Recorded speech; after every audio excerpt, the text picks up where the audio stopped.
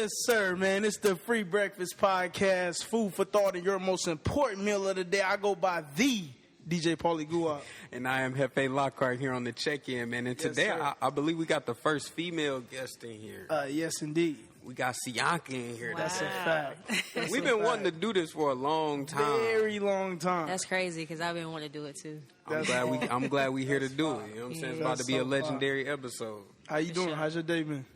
It's been great. That's all. Been real chill. How y'all day been?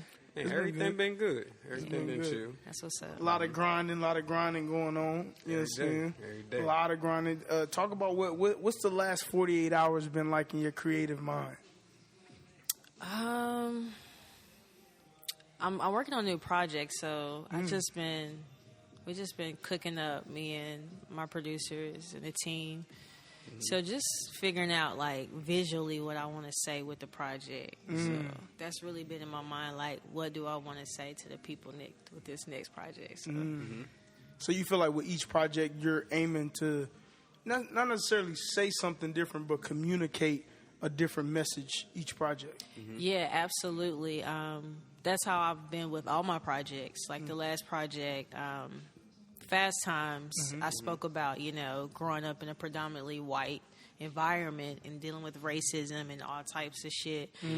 And I wanted to recreate my own high school, with some black shit, and kind of like, I named it Fast Times because like I went through so much in high school and I didn't realize until I got older because I was playing sports. I was so active.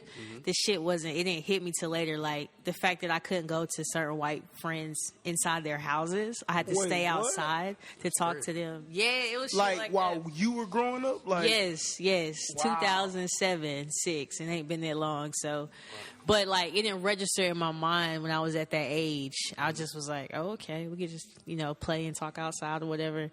But then I got older. I was like, oh shit, like that was some racist shit I went through. I ain't know that. And you went through that in 2007? Yeah.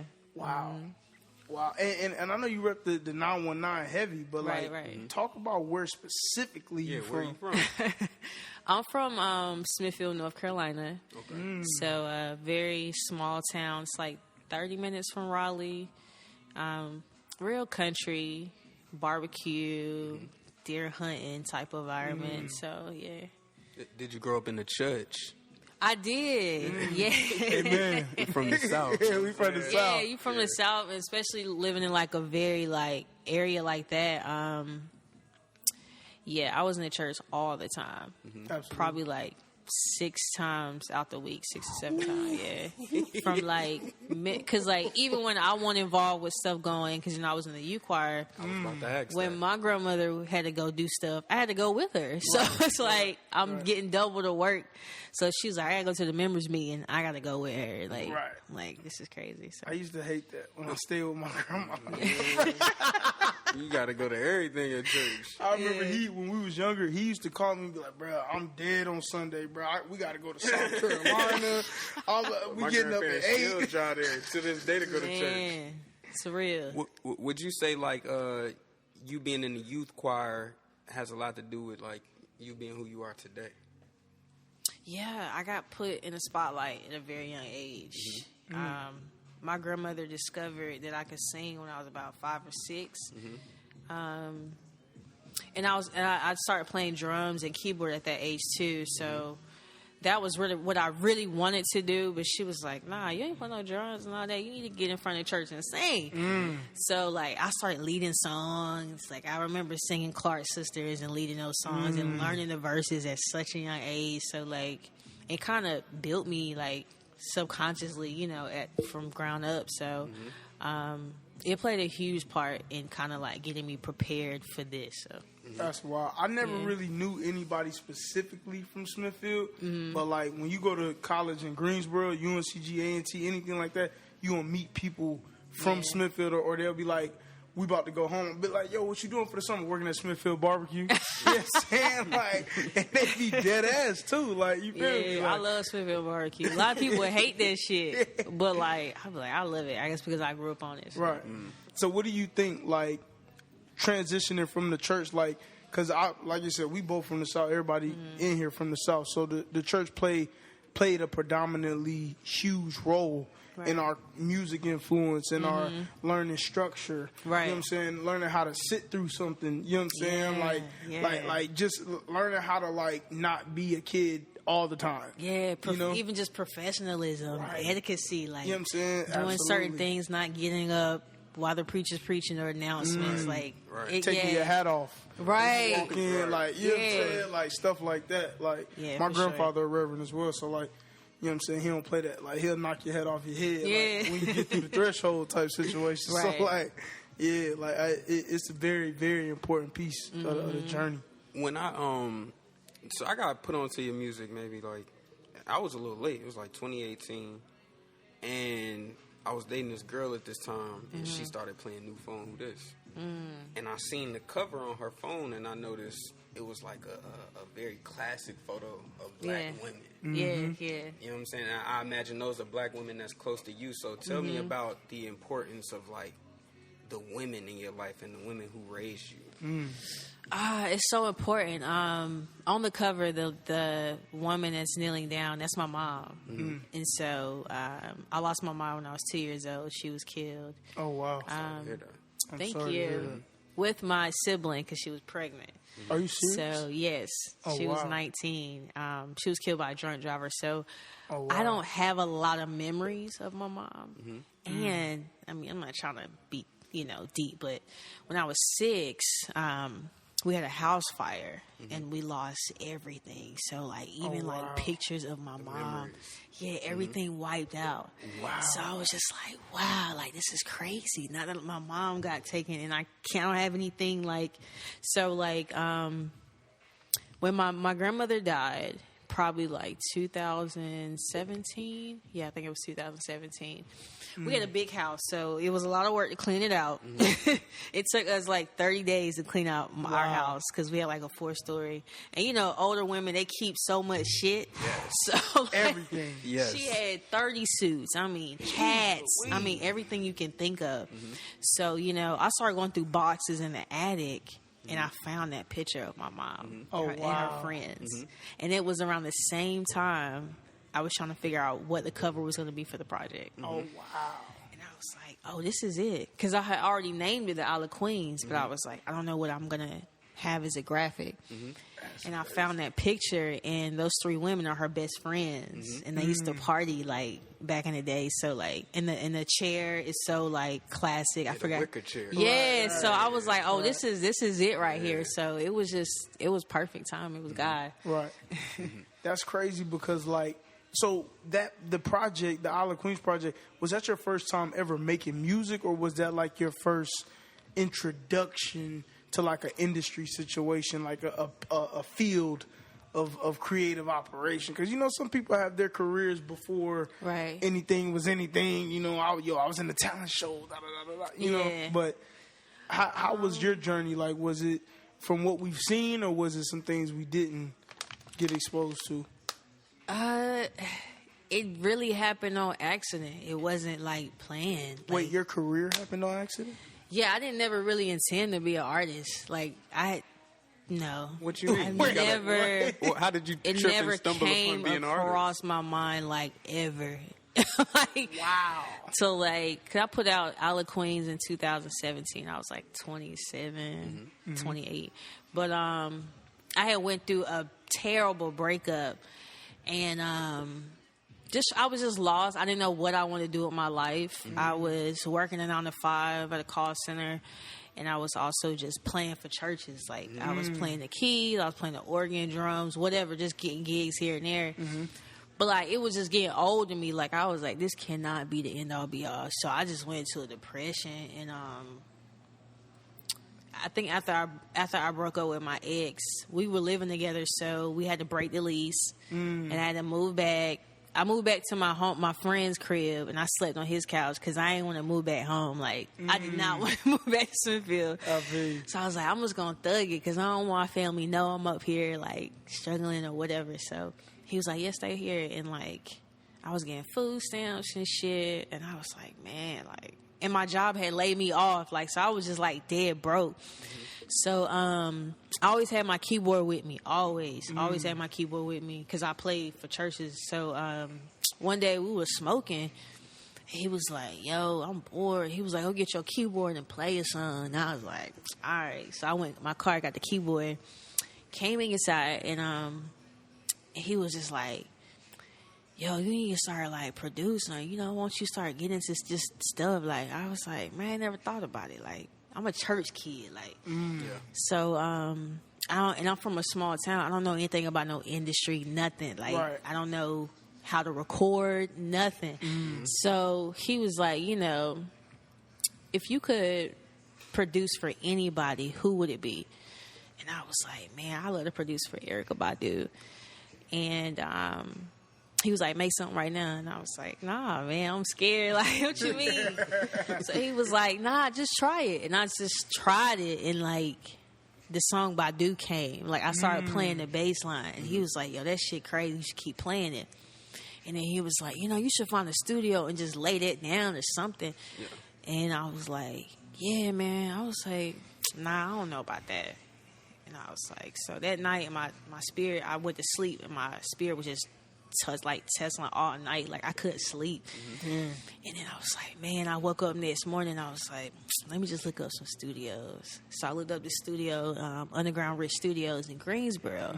Shout out Jay White. Yeah, shout out Jay White. And I was just looking at the producers that was working there, and LaFell stood out because we knew a lot of mutual people from UNCG. So it felt familiar to go with him and reach out. Right. So I reached out to him, and I was like, "Man, I don't know what I'm doing.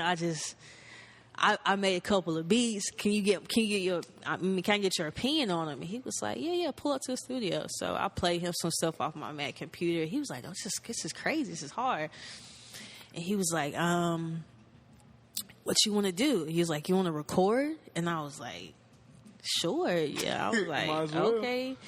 I was like, "But I'll be real with you. I can't really afford coming here." You know what I'm saying? Right. But he was like, "You can pull up to my crib. I got a little setup. You know what I'm saying? And we can work something out." So I pulled up to his crib, and we did Badu. And after that, he was just like, "What you want to do after that?" I was like, "I don't know. Like, I guess I just make some more songs."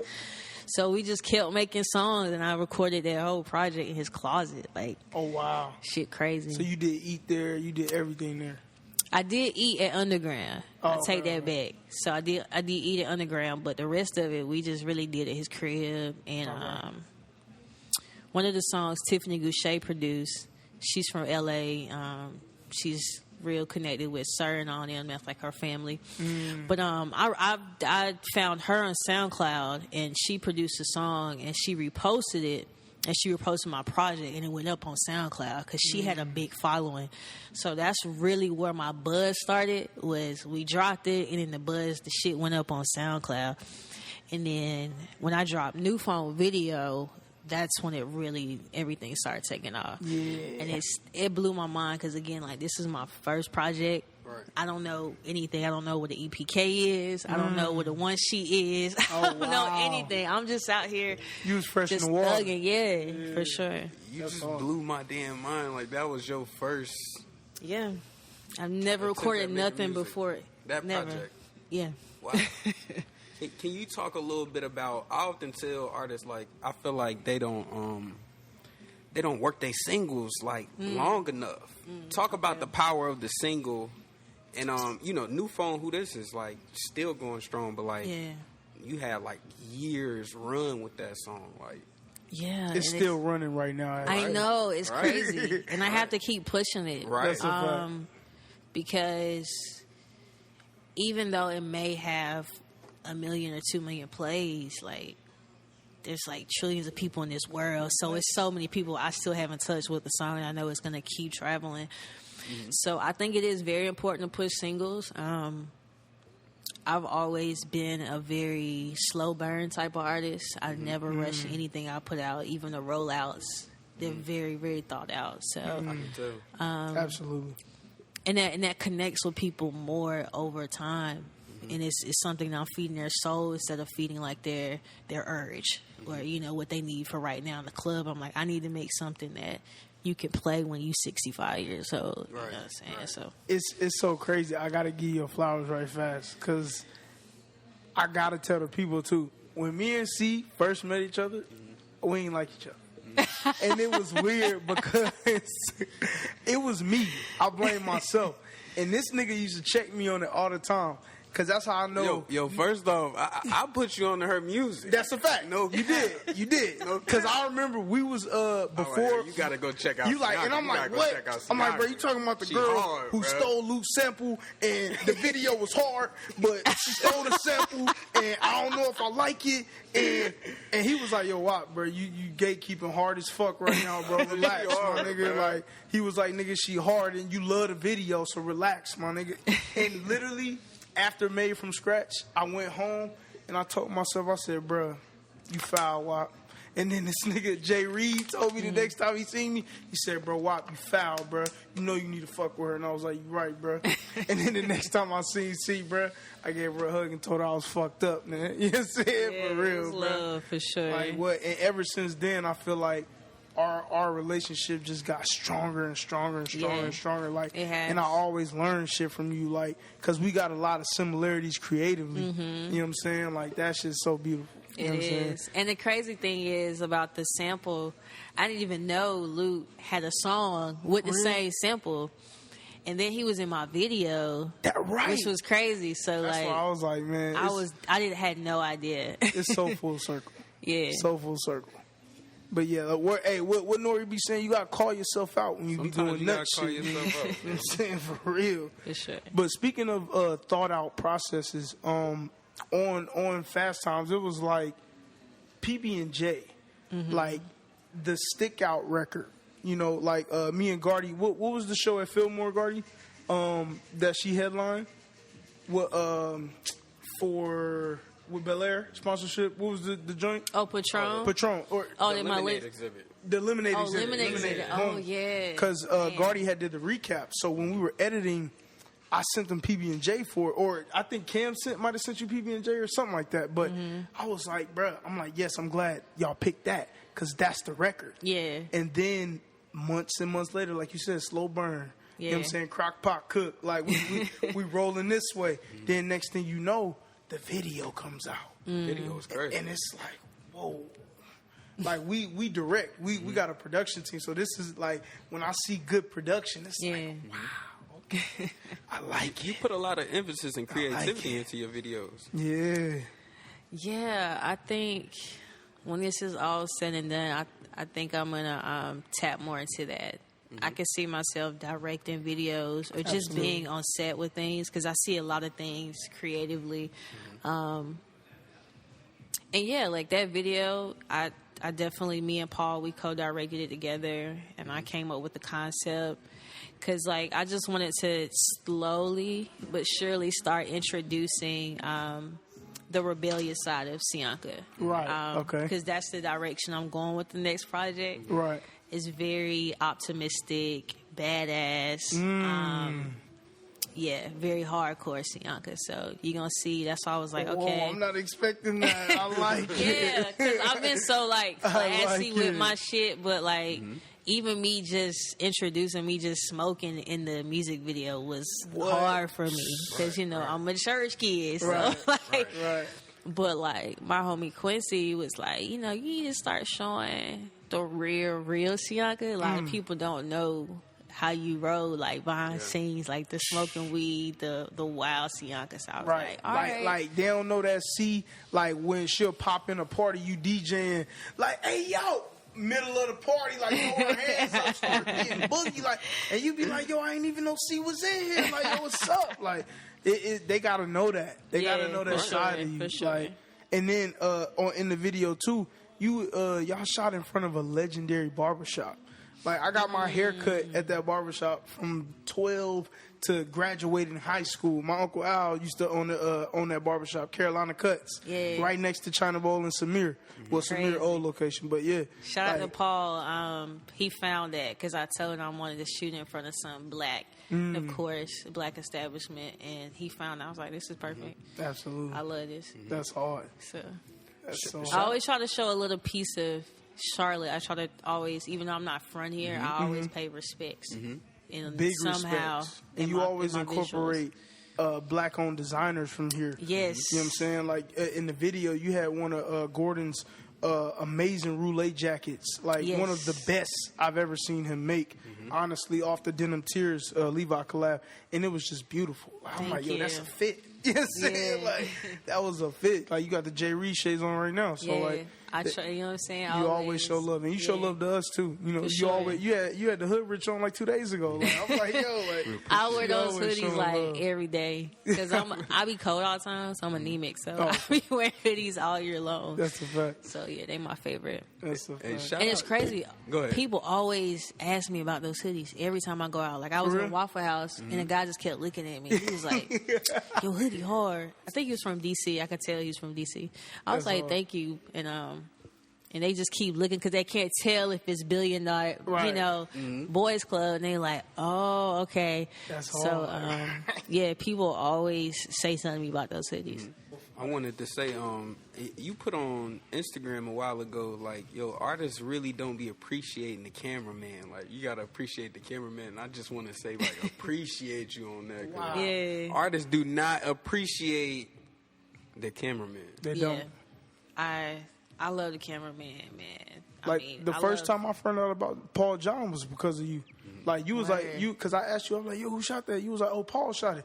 I'm like, Paul, who that? You was like, Paul John. You don't know Paul John? I'm like, nah, I need to know who this is. Yeah. Then when I find out, it's like LaFell. Like, I know Underground Rich through Sud and, like, all of that. But, I didn't know, like, Sud know LaFell. Everybody, High Point Wonder, all of the that area, they know LaFell. So I'm like, damn, like, I just had to tap in, like, figure out, you know, who was making all that hot shit. For sure. LaFell's my boy. That's hard. We've been cooking a lot. We're going back to the formula because every song that he's ever produced, it just went crazy. Like, the numbers every time. So I was like, okay, I need to stick with this. Yeah.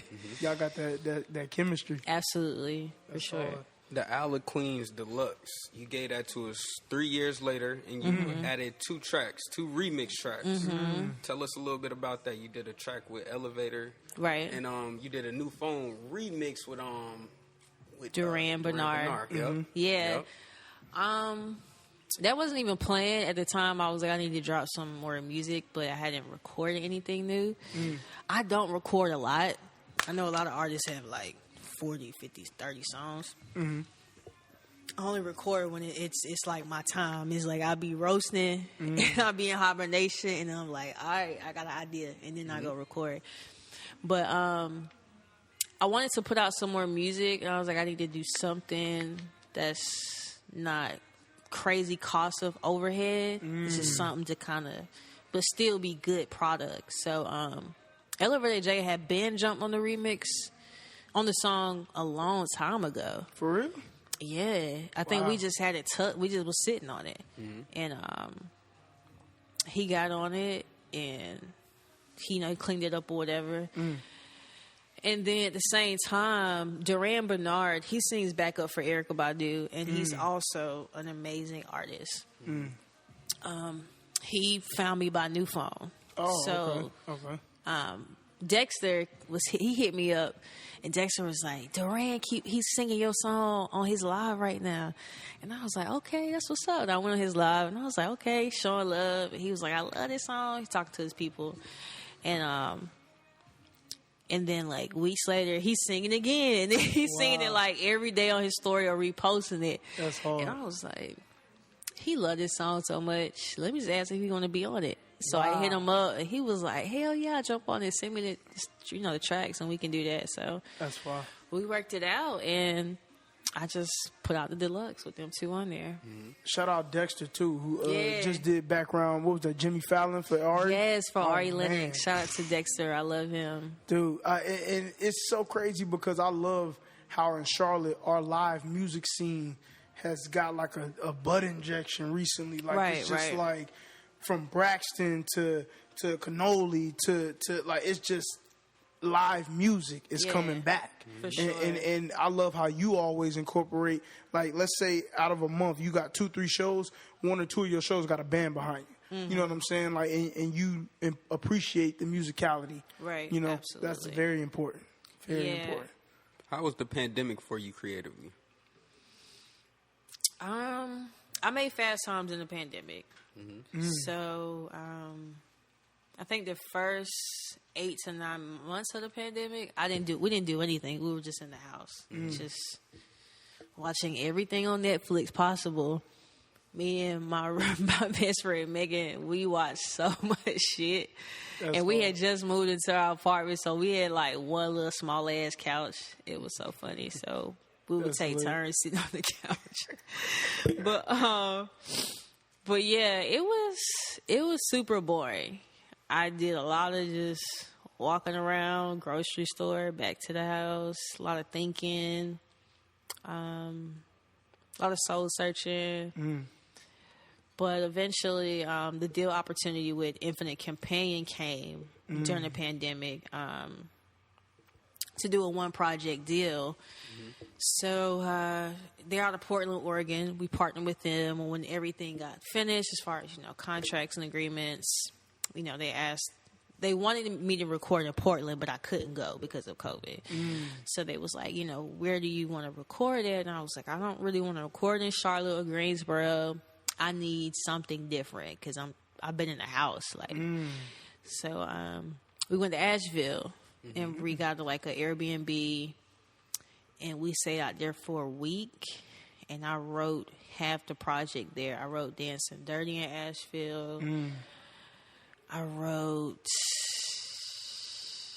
Options in Asheville, Charger. That was my next question. Yeah, because that whole feel, wow. You wrote Charger in Asheville? Yeah, it was cold. It was bonfires everywhere. But it sounds so Paris. Like, it sounds so like it's fashion, it's skate music, it's house. Let me in. It's like that. It's that skate beat. Yeah. So it's like it got a global appeal to it. It's not really, you wouldn't think like, oh, she recorded that in Asheville, North Carolina. Like, that's some like, you smoked a joint in Atlanta and popped that motherfucker out. You know what I mean? Right. Why Asheville? That's a random place. Very. It is. I've always wanted to visit Asheville. I've heard great things about it and so beautiful in the mountains and shit. So it is. I just wanted to go and just be something familiar to my upbringing because I grew up around like wooded areas and eating deer, and my grandfather grew up hunting, so I needed that type of that environment to really inspire me because I wasn't inspired at the time. So like it's funny, Asheville, the only times I go to Asheville is for a show. Like me and Austin Royal, shout out Austin, we always get booked in Asheville all the time. Like, and it's just nothing but like ragers and like mountain party animals. Like you get there, like they're there before you get there for sound check. Right. And it's just like, yo, it's just different. Like, it's vinyl shops, tattoo spots, t-shirt store. Like, it's real. Like, yo, this whole strip, everybody knows everybody. Right. So that's dope. So what, following Fast Times, like, what was the energy of creation? Like, were you on your, let me give it 2 years and just work these records, or it was like were you diving back into like let's keep it rolling, let's feed off the momentum? After we dropped the project, I moved back to Raleigh for a little bit and I spent time with my family, but I didn't really have the music to keep the momentum going. I had some music, but like I said, I've always put projects out as a storyteller and roll out. It's very hard for me to put music out back to back to back to back because I'm going to roll out every time because it's just more impactful. Like, the listening party was so huge. It was so huge I couldn't get in. That's how huge it was. On me, Dante. It was that huge. Yeah, it was crazy. And I'll never not get in, bro. That's a fact. You feel me? Like, come Man. on. Shout out to Patron. Shout out to them. But yeah, I just I just like to take my time, and I think because I'm older too, that plays a part too. I think if I was putting music out in my young 20s, I probably would have been on that wave. But I'm real seasoned, so my music and the way I roll out will always be slow roast. So. You know, it's funny. A long time ago, a homie by the name of Jimmy Kelso, he told me, he said, "Yo, why? You know the crazy thing about this shit?" He said it's an old man sport. And I said, "What you mean, bro?" I said, "Nigga, half the millionaires right now is not even 21 years old." And this was back then. This was when, you know, Yachty was popping out. Right, when you know what I'm saying? Like Young Boy was coming out. Like, these are when this stuff is starting to first pop out, and he'd be like, "Yeah, why? Just keep going, bro. Like, it's an old man sport, bro. Like, fuck what niggas talking about." And I didn't understand that until I started seeing like Sud and Titty, how they started going, like Titty started going way higher. Like older artists are getting like those different level opportunities and exposure. And when you think of something old as Quincy Jones and what he did, like, you ain't making Thriller till 50, 51. It's like, okay, I think Jimmy might be right. Like, this is an old man sport. It is. So, like, do you think that you being a seasoned artist of experience and age, do you think that, like, how does that play into your career, you think?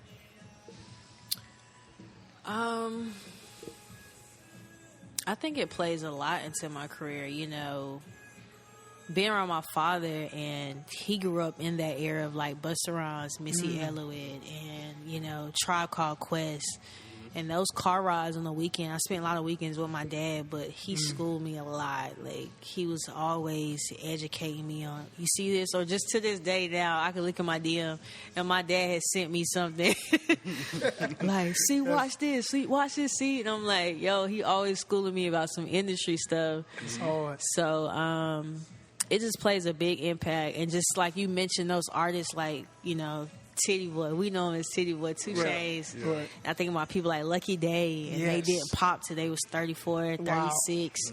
So like that just that makes my 37. Man. Like, you know what I'm saying? And like, he's so coming saucy. Out gates, like getting them. You know what I'm saying? So older guys are winning. Right but they gonna eat. Like 2 Chainz gonna eat for the rest of his life. Like, it's crazy. He makes so much great universal music that you cannot tell what his age is. Just like Jay-Z, like, I feel like Jay-Z gonna be rapping crazy even at 55, 60. Like, this man is getting better and have better. Y'all listened to God did? I was about to say, they saying Jay just dropped one of his best verses. Yo, like 50-something. Like, Jay really got like it's hip hop classes in universities that studying God did Jay-Z verse.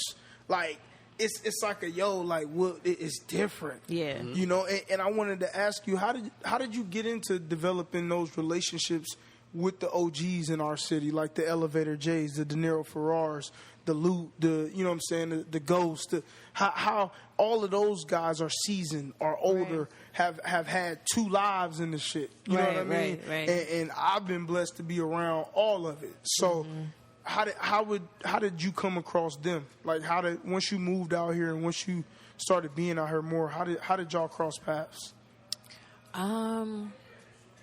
I know I'll start with Lute is one of the first people I connected with because Megan's from Charlotte too. So she knows everybody. Like, I forgot what school she went to. Some school on the East Side. I think East Meg. But, like, she just knew Lute from, like, maybe going to school with him at some point. I don't know. But this is when I first was, like, putting music, doing music. And the project wasn't out yet. I just had one song out. And she was like, let me send it to Lute. You know what I'm saying? And see, you know, he rock with you. And he immediately texted me, like, he was like, yo, send me her number, like, that she hard. And he reached out to me, just showed love. And we just, you know, stayed connected. And then I remember he did an interview for some big magazine. I forgot what it was. But he shouted me out in a magazine. And I was like, oh, my God, I only got one song out. Why he doing that? No.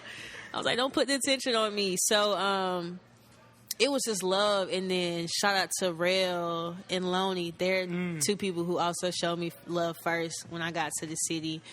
So it was kind of like a trickle effect, honestly. When I met Kev, I met when I met up with Kev, that's when I started just meeting everybody, like the engineer Kev. Okay. Like Black Pearl. Yeah, yep. I met Eric Lottery through him. Okay, Lotter. I started to meet Elevator, and then everything just started falling apart. I'm falling, together. So, De Niro, we just met, from a show we was on the same time. I think it was Made from Scratch. Yep. Or it was another festival at Camp North, and I can't remember. But yeah, it's just naturally all just happened. Like, we just all just started connecting. They all fuck with my music and love what I was doing, so they just naturally supported me. Absolutely. Yeah. How was your experience? You said you had a one project deal. Tell me about your experience having a deal. Did you like it? Did you dislike it? I did like it. It was, the project was very intentional for sync placements. So, the project, as far as sonically as a sound, it does sound like me, but as you can say, it does sound like skating or just very universal global pop music. And we went for that direction on purpose for like sync placements and movies and stuff. So it really was a project geared towards that. And yeah, like it was a great opportunity. They supported me extremely well. Like I said, they sent me to Asheville. Very collaborative. As far as what I was going to write about, that was a collaborative effect. So it was my first time collaborating with somebody creatively. At first, I was like, I don't like this. I remember telling Megan, like, But, like, I had to kind of put my ego aside and realize it was for a greater good. Absolutely. And it was great. But I ain't gonna lie, I am glad to be back in full 100% control. So whatever I do next, I still want to be like the captain of the ship. Cause like visually, I just know what my fans want. Cause like even just to be transparent, PB&J, I was like, all these other songs is really pop, but I gotta give my fans what they're used to. Absolutely. I got to give them the neo soul, like jazz, that. So if we don't do that, then we have failed. And they was like, okay. So PB&J is the number one song played off the project right now because that's what I know my fans. So, like I know them like the back of my hand. So like I know what they want. I know what they want to hear. So I'm just glad. It was great, but I am glad for this next project I'm going to have full control. So. Speaking of like sync and placements and just moving around, you were really privileged to work with perhaps the flyest and most player artist of our generation, Dom Kennedy. Kind of speak on how that came as far as writing and what your role was, how that came about. Right. Just kind of tell the people about that experience. So, my brother, shout out to Pat Jr., he's also a amazing lyricist, rapper, and he's a producer out of Raleigh, North Carolina. He is a sound designer as well. So he has a group called Pelham Jr., him and his homeboy. They make beats, loops, all types of things. So they asked me to come on. Like, hey, we're making something special. We'd love for you to be a part. So we just cooked up. I made a lot of vocal loops, 8/16 loops. And he had got connected with Hit Boy somehow. I don't know how. I forgot. But like they had a relationship, so he was like, yo, I'm gonna send this pack over to Hit Boy. And he picked one of the ones that I did. So I've never met Hit Boy. I've never met Dom. Wow. So it was really just on some business. It was straight my business. loop. He flipped it, and that's what it was. So. Wow. That's hard. But it's beautiful how small notions like that can lead to more, like it's still a placement. You know what I'm saying? Right. It's still a point on the board of land. So that's beautiful. That's forever. That's 20, 30 years, like easily. Off the dribble. So yeah, for sure. What do you see going forward as far as like writing and placements, back end producing? I want to do more of that. I produced half of All the Queens, a few songs, and then LaFell produced some songs. But I want to get more into that because I think people don't know that about me a lot. I need to shed more light on that. Like, I'm really a musician first. Right. I'm an artist now, but like I started out, like I said, playing organ, playing for the church. So like that's my next goal, is to kind of showcase that over time. I didn't know that. That's so crazy. I never knew. Like, I knew you wrote and did things like that, but I did not know you like played. Yeah. Like, that's crazy. Yeah, for That sure. is wow. So that's my goal. I want to do more vocal loops. I want to start, making more stuff like that and partner with other producers. Like, I would love to work with Jets and Made. Absolutely. I love their whole team, their whole wave. South Carolina, like, they really they're slept on. Like Highway, 2009. Shout out to Vino who passed away. Yeah. Like Vino. Hefe was a big Vino fan. yeah, oh my goodness. I still play stuff to this day. Me too. Never met him, but yeah, that's just my goal, is to keep showcasing every type, side of me. Like, I paint, I draw. I'm really like multi-talented. So yeah. That's hard. That's so hard. Talk about your relationship with fashion. Like, your love for fashion. Like, literally, you cannot go anywhere and catch Cyanca lacking. Like, you even got a big That's a lie. 7:30, I'll be at the grocery store lacking. lacking, but ain't nobody gonna Monday. catch you though. You know what I'm saying? Like, Right. you even pulled up to the garage. Like, you was like, yo, I'm in the middle of a hair appointment, but you still had a bust down on, you know what I'm saying? Off the ear, you know what I'm saying? Like, come on, man. I'm like, man, she don't never miss. Man. Like, what? I done been caught lacking in a bad fit before. You know what I'm saying? Fresh up out the bed. little slurve last night, you feel me? Like, what? Oh my goodness. I never really was into fashion. Growing up, I wear a lot of sports gear. Like, I won't even think about fashion because it's like, I'm playing sports. I don't have time. So, So, what, you was a hooper or you did like yeah, track I was a hooper. I ran track. Okay. I played volleyball. I was the captain of the drum line. Oh, you filed. Yeah, like I was senior class president. Like, I was that black girl. Even though I was in a white environment and I dealt with some shit, I still had amazing amount of white people who fuck with me. Like, really, like, great allies. So that definitely, surpassed all the racist shit. But I won't think about fashion and shit until I got to college. And when I got to college, I went to UNCG. And then, going to A&T or just hanging out with my cousin at Shaw, I'm seeing all different types of people from every area, and I'm just like culture shock. What year did you get to UNCG? I went there too. I didn't even know you went there. So I got there in 2007. Okay, yeah, facts. So it was like So I won't around a lot of black people. Yeah. right. So right. it low key UNCG, scared the yeah. fuck out of me when I went to A&T. I was like, I'm about to have anxiety attack. Like, I ain't never seen as many black people outside my family, bro. This shit real. Like, this is really a real thing. Yeah. So it's serious. I just started hanging, meeting people, and I met. I used to go see my cousin at Shaw, and I met this girl named Deanna. She was from DC. And super sweet, still love her to this day. And she was like, we gotta work on this fashion, boo, cause you dressing like a farmer. And I was like, Yo, That's a real friend, I right? was That's like- a real friend. I was like, what's wrong with what I got on? I got on like Aeropostale and stupid shit, collar pop, like she was just corn shit, like goddamn khakis.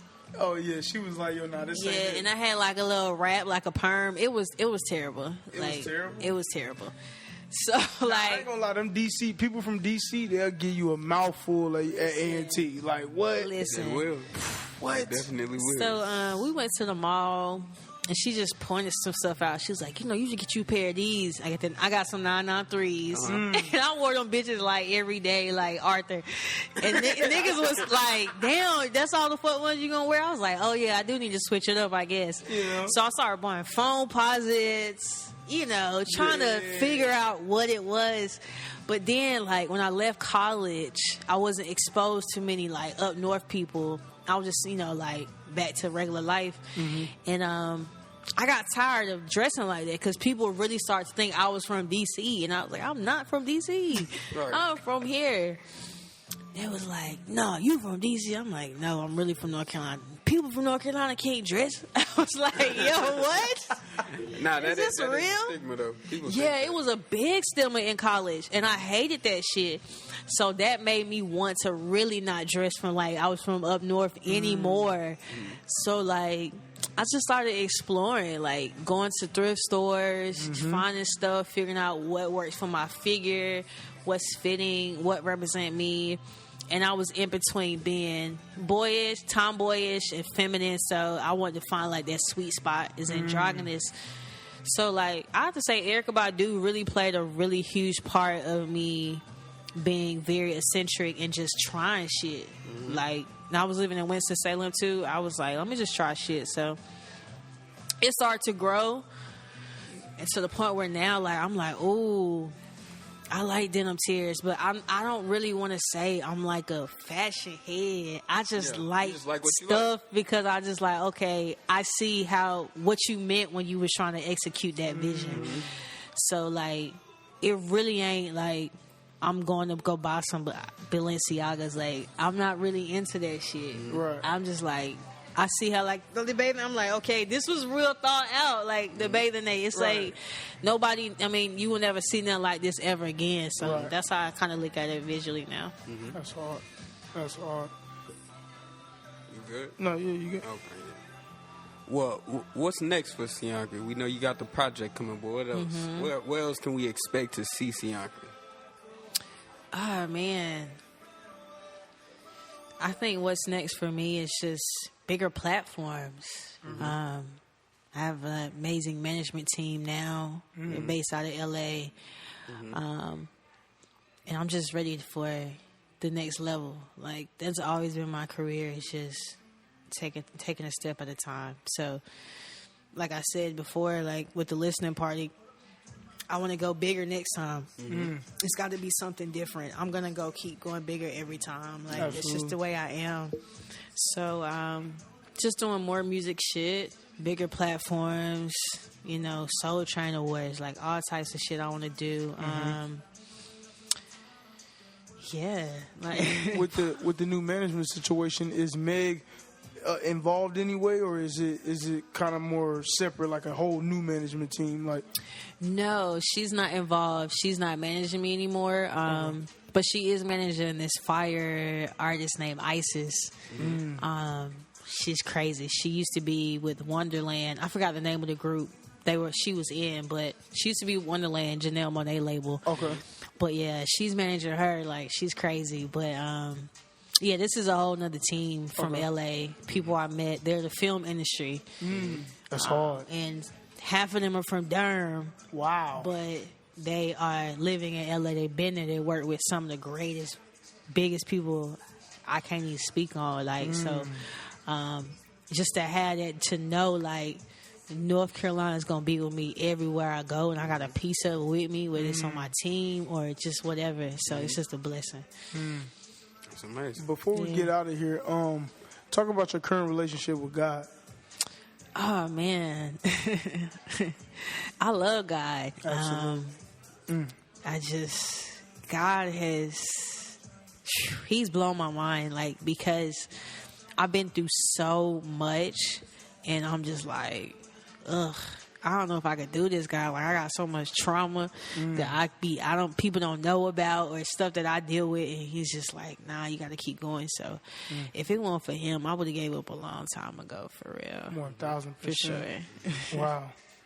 We greatly appreciate you stopping by tonight. And before we get out, we got to shout out Kim. Shout out Members Only. Yeah, you know what I'm saying? We sure. live right now in Members Only in the private sector. You know what I'm saying? Shout out Mickey Blends, too. She got karaoke tomorrow. You know what I'm saying? Make sure y'all pulling up. You know what I mean? But, yeah, we want to definitely thank you for pulling up on us. Thank Thank you you for your Thank time. Damn, Paulie, it's been a minute since we It's did been a minute, man. Yeah, this is I'm Free glad to Breakfast. be back on the mic. Season 3, we Yes, kicking sir. it off with Cyanca. Yes, You know what sir. I'm saying? We shooting another ep tomorrow. We got eps lined up for next week. We back rolling. You know what I'm saying? So make sure Appreciate you, y'all look Cyanca. out. We kicked it off with the Queen. You know what I'm Yes, saying? yes. Queen C. Yes, Yes, thank In you. this thing, Thank man, you. for I real. appreciate y'all. You know what I'm saying? So, yeah, man, we appreciate you, man, and we about to check out. You know what I'm saying? Y'all be safe, drive safe, live safe, and Word go to to James bed. Malik, put your seatbelt on. Hey, when nigga. James Malik said, man, put your seatbelt on, man, and don't hit that gas unless you gonna pass, man, Hey, for real. faux shit, no hoe shit. Hey, no whole shit, man. We out.